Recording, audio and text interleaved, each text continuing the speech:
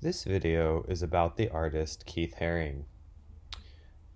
Keith Haring was born in 1958 in Reading, Pennsylvania, and grew up in nearby Kutztown. As a child, Haring loved cartoons and was inspired by Disney, the Peanuts, and the Warner Brothers cartoons that created Bugs Bunny, Daffy Duck, Porky Pig, and the Tasmanian Devil. Haring briefly went to Pittsburgh to study what was then known as commercial art, but he didn't like it. He did not want to make art in the limited ways that many commercial artists did, cooped up in an office. He wanted more freedom than that. Haring discovered the work of Jackson Pollock, an artist who made wild artworks. Jackson Pollock was known for making large paintings that are filled with drips and splatters. Since the paintings were made by throwing the paint off the brush, some labeled this style action painting. Its most common title, though, is abstract expressionism. He also discovered Pierre Elchinsky, who, like Pollock, was an action painter, but referenced cartoons and comic books in his works, and this appealed to Haring. Keith Haring wanted to be where there were more artists, so he moved to New York in the late 1970s to study art. While Haring was inspired by Pollock and Elchinsky, he himself was not an abstract expressionist. His work was not as drippy, the lines were more precise, and he used brighter colors. His works popped, so many people put him in the pop art category. But what he learned from Jackson Pollock, who worked on the floor, was that art didn't have to be made on a table or easel. It could be made anywhere. He took this a step further and said that art could also be displayed anywhere.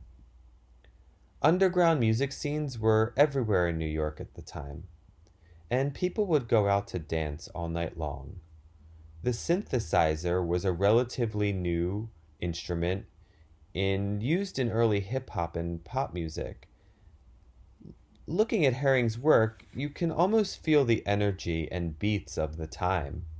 In fact, Haring would put up artwork to decorate different nightclubs. He was also a graffiti artist.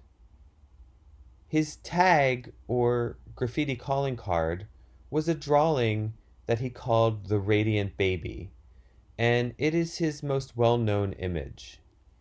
If you were riding the subway in the early 1980s, you probably would have seen these drawn in chalk on the subway walls. After only a few years in New York, museums and art galleries started wondering what these works were and discovered that Keith Haring also made paintings. He quickly became one of the most famous young artists and had exhibitions all over the world. Even though Haring had started to become famous and make money, he would still do graffiti drawings and paint outside murals because he wanted his work to be seen by everyone, not just fancy art collectors and people who went to museums. Haring was also interested in giving back to the communities he worked in and wanted to raise awareness about some of the challenging social issues of the time. He made works addressing AIDS, a terrible disease that has killed millions of people, drug abuse, and racial discrimination. He also donated money and artworks to help bring aid to people in need. By the mid-1980s, Haring was very well known. Fashion designers, pop singers, and others wanted to work with him. Once this started to happen, Haring realized he could sell his work on commercial items, such as t-shirts and posters. In 1986, he opened a store called the Pop Shop. The idea behind this store was that not only the rich and famous should be allowed to have access to his work. Anyone could go into the store and look at or buy the items there. Throughout the 1980s, Keith Haring worked very hard, sometimes making dozens of paintings in one day, each one slightly different than the next. What makes these images distinct? Words that describe Haring's art include stark, minimal, bold, cartoon. Individually, they often only have a few colors. The figures are simplified and often do not have facial features. The colors and positions of the figures reference energetic dance and an optimistic spirit.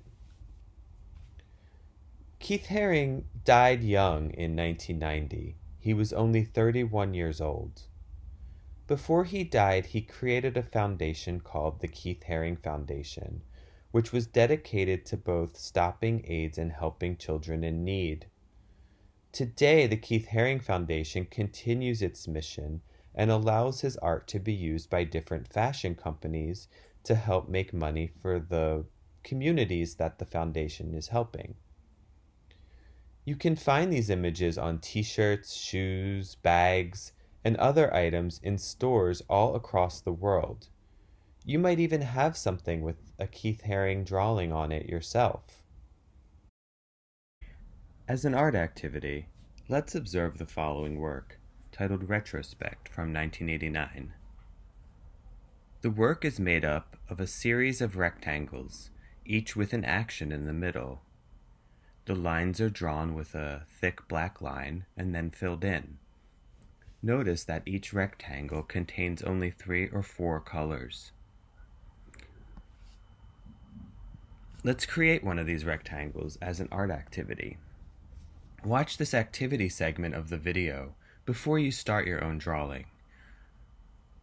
You will need a pencil, an eraser, a piece of paper, a pair of scissors, and a few markers. If you have a black Sharpie, that is also useful, but any black marker will do. Take your paper and make it into an 8.5 inch by 5.5 inch rectangle. If you are using plain printer paper, simply fold it in half and then cut on the folded line. Save the other half of your paper to do an extra piece or in case you want to start over. Then draw lightly in pencil a Keith Haring inspired figure. Go back to the work titled Retrospect or find another Keith Haring image to draw if you need inspiration or would like to copy one of his paintings. I'll link resources in the description. Draw lighter than what you see here. I'm drawing it a little darker so it shows up on the video.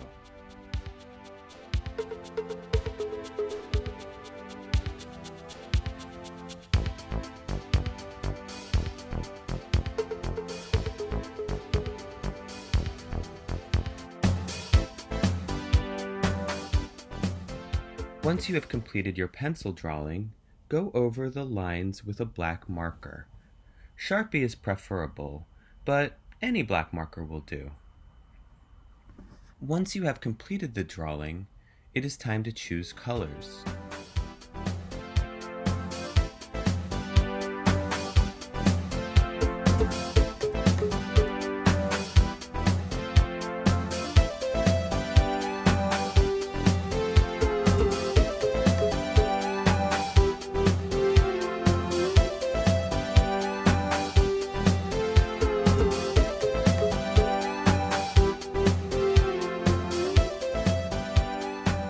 As in the Haring piece titled Retrospect, I am using a limited amount of colors.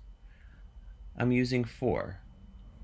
I chose colors from the yellow family and the purple family because that makes a complementary color scheme. Check out the links in the description of this video for resources on different color schemes.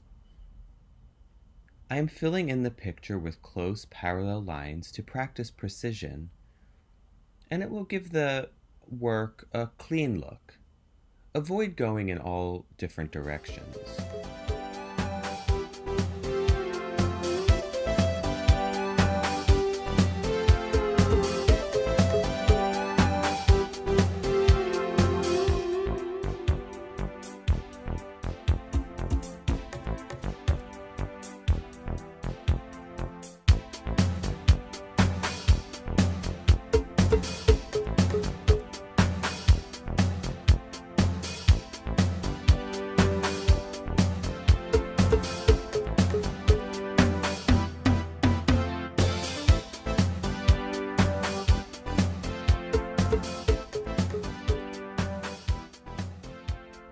this point, my marker suddenly dried up, reminding me that I should have tested the markers out before I started filling in the picture.